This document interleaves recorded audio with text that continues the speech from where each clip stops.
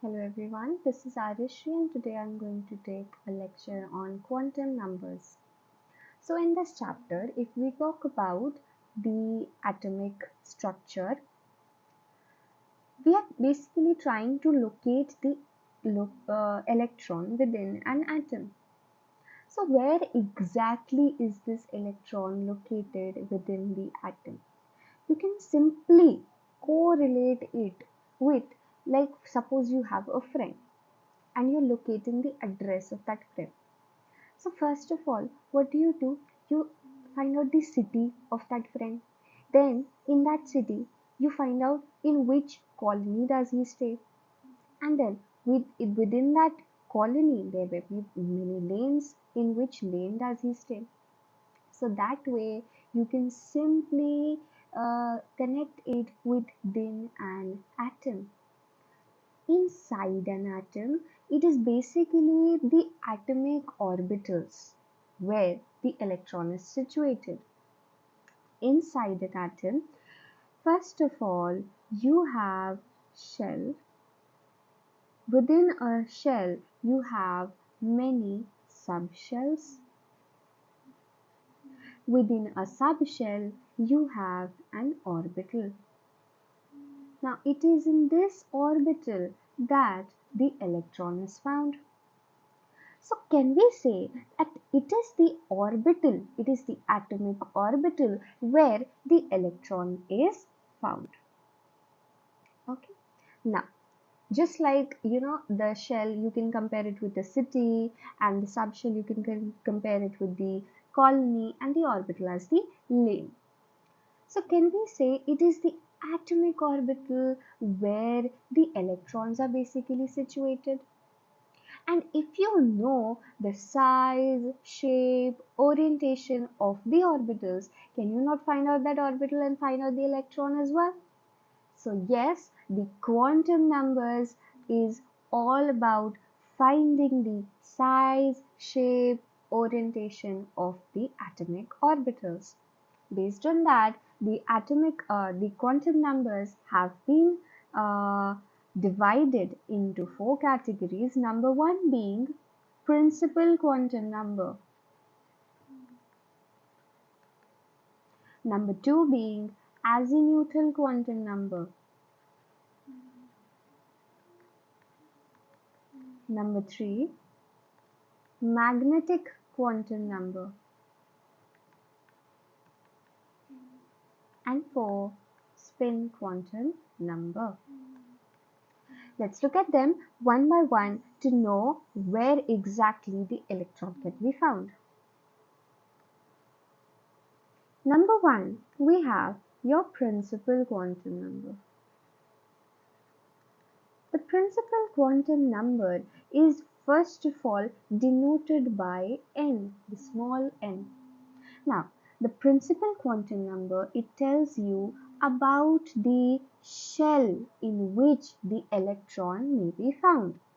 Okay. It also tells you about the size of the orbital. Now, how does it tell you about the size of the orbital?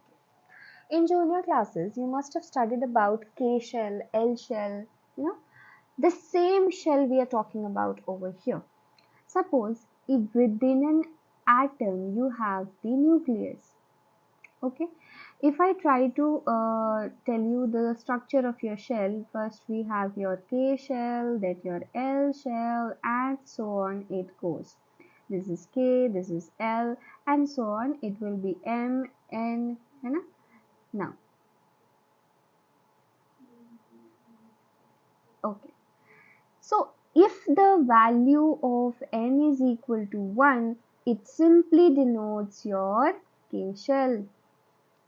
If the value of n is 2, it simply denotes L shell.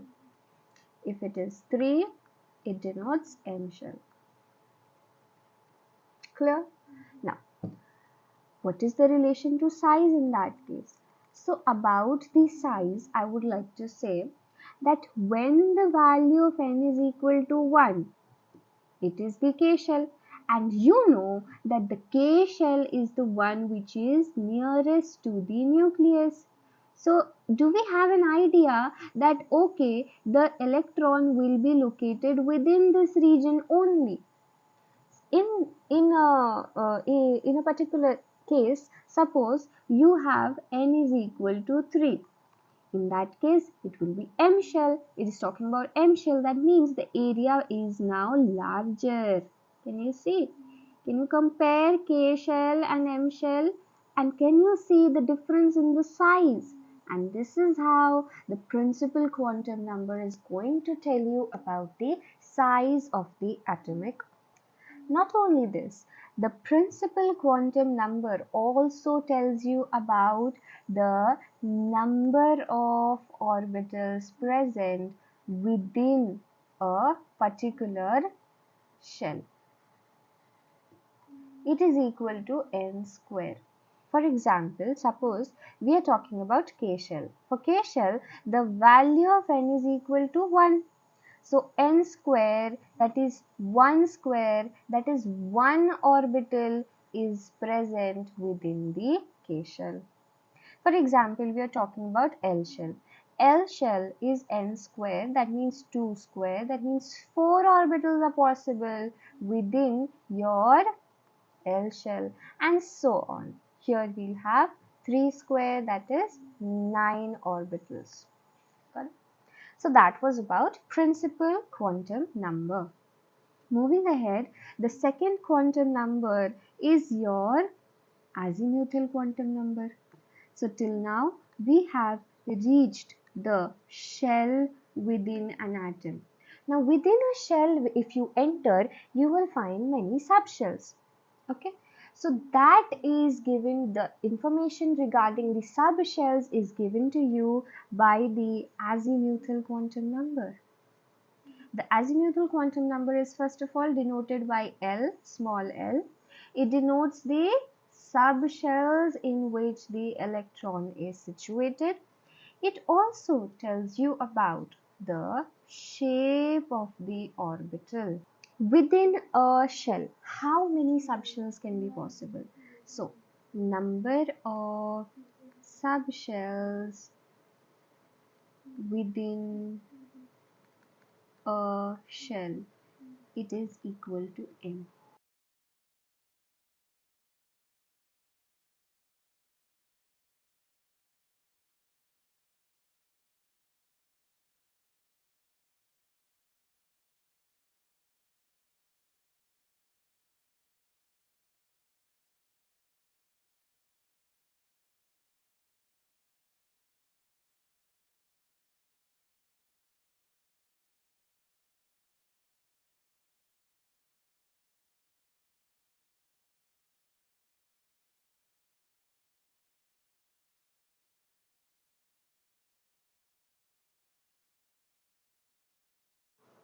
Now here I've made 1, 2, 3, 4, 5 columns. In the first one, I'm going to write the value of n. In the second one, I'm going to write down which shell we are talking about. In the third one, we'll write down about the subshell possible, the number of subshells, what are those subshells, and in the last one, we'll talk about the subshell notation. Okay. Let's talk about n is equal to 1. If the n is equal to 1, which shell are we talking about? K shell. What are the number of subshells possible? It is always equal to the value of n, so that is 1 subshell is possible. And where does the value of L lie from? 0 to n minus 1. If it is only 1, that means the L value is 0. Correct? Moving ahead, which subshell does L is equal to 0 denote? So, if the L is equal to 0, 1, 2, 3. If the L value is equal to 0, it is talking about S subshell. If it is equal to 1, if the L value is equal to 1, it is talking about P subshell. If the L value is equal to 2, D, and if it is equal to 3, we talk about F subshell. Based on this information, tell me which subshell is L is equal to 0? Yes, it is S. Okay. What about N is equal to 2? If the N is equal to 2, we are talking about L shell. The number of subshells possible is equal to N, that is 2. And what are those values? It is ranging from 0 to N minus 1, that means 0 and 1. That means if L is equal to 0, it is S subshell, and if it is 1, it is P subshell. Got it? Okay. If the N value is 3, we are talking about N subshell, 3 values of subshells, and what are those values? 0, 1, 2. If it is if it is 0, S, 1, P, 2, D. S, P, D. Moving ahead, if the N value is equal to 4, the shell is N. What are the number of subshells possible? 4. 0, 1, 2, 3. N minus 1 tak. And what are the subshells? It is S, P, D, and F.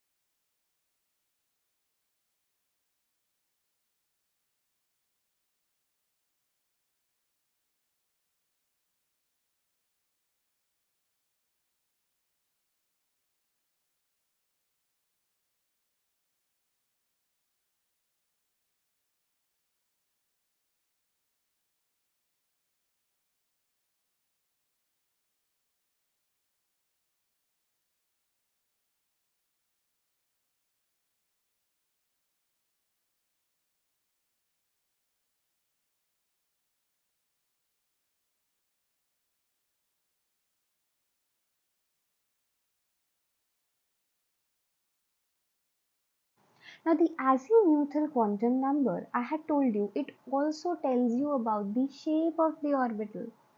How does it denote the shape of the atomic orbital? So as I said, the value of L tells you about which subshell we are talking about within a particular shell. Every subshell has a specific shape. Okay. For example, the S subshell is spherical in shape. The P subshell is dumbbell shape.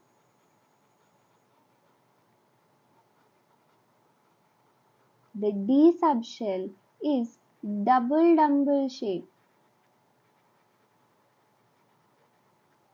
F subshell is a bit complicated, that's not in our syllabus. So this way, the most important thing is that in this manner, your azimuthal quantum number tells you about the shape of the subshell. The third type of quantum number, we have magnetic quantum number. Okay. The magnetic quantum number is denoted by ml. The magnetic quantum number tells you about the spatial orientation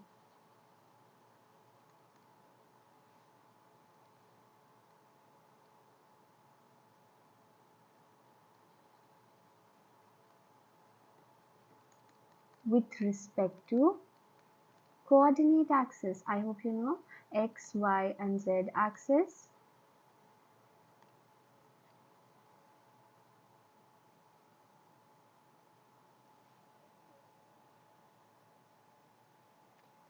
So what is the spatial orientation? We are talking in the 3 dimensions.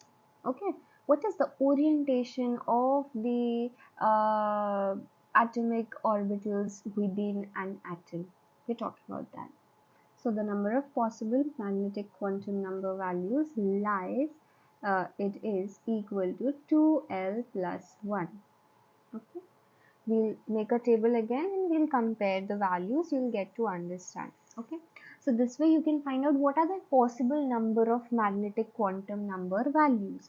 Now what exactly are those values? So the values, it lies between minus L to plus L including 0. Okay. So in this table, we have 4 columns. We'll talk about the azimuthal quantum number. We'll talk about the number of possible values of magnetic quantum number. Then what are those exact values? And then we'll talk about the orientation.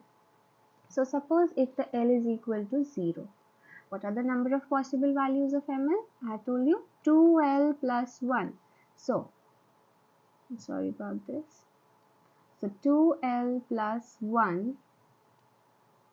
So 2L plus 1. That means 2 into 0 plus 1. How many values? 1. Okay. Okay. What are those exact values? So it lies between minus L to plus L. So it is going to be 0. Correct. L. Now, if the L value is 1, it will be 2 into 1 plus 1, that means 3 values of magnetic quantum number. Ranges between minus L to plus L. So, correct? Go on. Yes, it is minus 1, 0 and plus 1. 3 values. Going on to L is equal to 2. So 2 into 2 plus 1, how many? 5 values of ml. What are those values? Minus 2, minus 1, 0, plus 1, plus 2. So do we get 1, 2, 3, 4, 5 values? So this way we are going to find out the magnetic quantum number. Okay. I'll tell you what does it actually denote. You must have heard about the atomic orbitals. In case of L is equal to 0, we're talking about S subshell. So S subshell has just one orientation, which is S. There's only one orbital we draw for S subshell. In case of L is equal to 1, we have 3 magnetic orientations possible. That is your Px, Py and Pz. For P subshell, how many orbitals do we draw? 1, 2 and 3. For the L is equal to 2, we're talking about D subshell, correct. The D subshell has got 5 orientations. They are dxy, dyz, dxz, dz square and dx square minus y square. How do we draw these subshells or atomic orbitals? 1, 2, 3, 4, 5. For the D subshell. Let's move ahead. The 4th quantum number is your spin quantum number, denoted by ms. Okay. So before noting down about the spin quantum number, we need to know an important thing, that one orbital can necessarily contain a maximum of 2 electrons. Based on this information, we move ahead. So what's the situation now? You were in search of your friend and you located the city, you located the colony, you located the lane, and now you have reached his house. As soon as you enter his house, you see two people rotating, one in anti-clockwise direction and one in clockwise direction. So this is a bit hypothetical, but you have to go according to it. The same thing goes on with the electron. You have reached the atomic orbital. You've reached the atomic orbital. As soon as you reach the atomic orbital, within the atomic orbital, you will find two electrons. One is having a spin up and one is having a spin down. Okay, so basically there can be a maximum of two electrons within an atomic orbital having one spin up and one spin down. Based on this, the magnetic or the spin quantum number can have only two values, that is minus half or plus half. Okay, now after this comes a very important note. It is said that no two electrons can have the same value of all four quantum numbers. What does that mean? Let's take an example. Suppose I'm talking about an orbital 2s. If I ask you what is the principal quantum number for the two electrons within this orbital, okay, the principal quantum number you'll say is 2, correct. The azimuthal quantum number is, for S it is 0, correct. And the magnetic quantum number will be, lies between minus L to plus L, so it will be 0.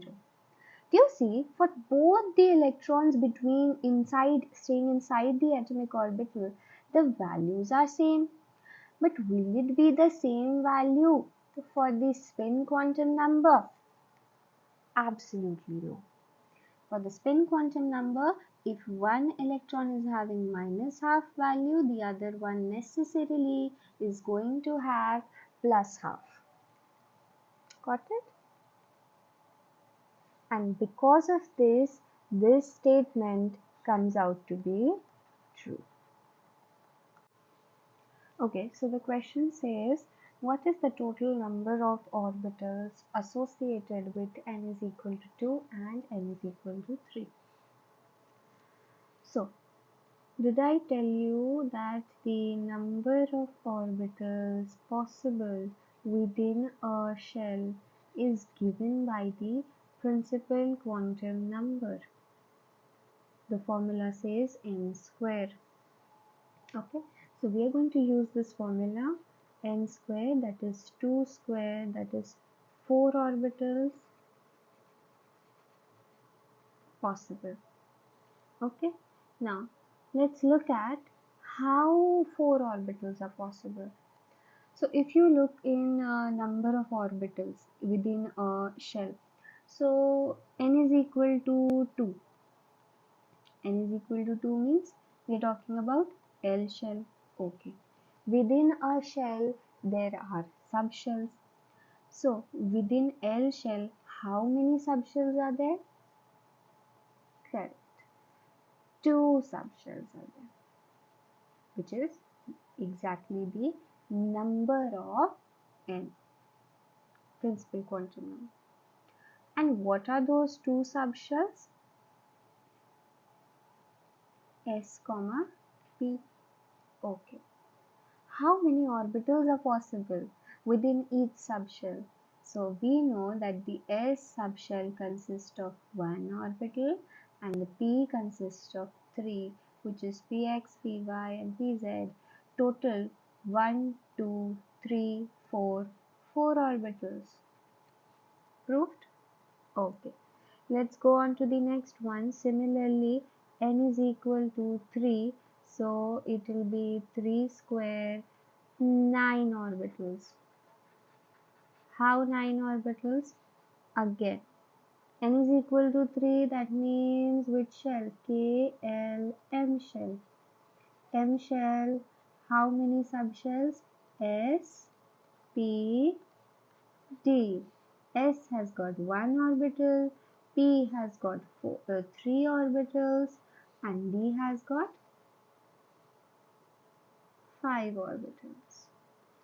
Total it becomes 1, 2, 3, 4, 5, 6, 7, 8, 9. Understood? So that's about quantum numbers. If you have understood, please like the video.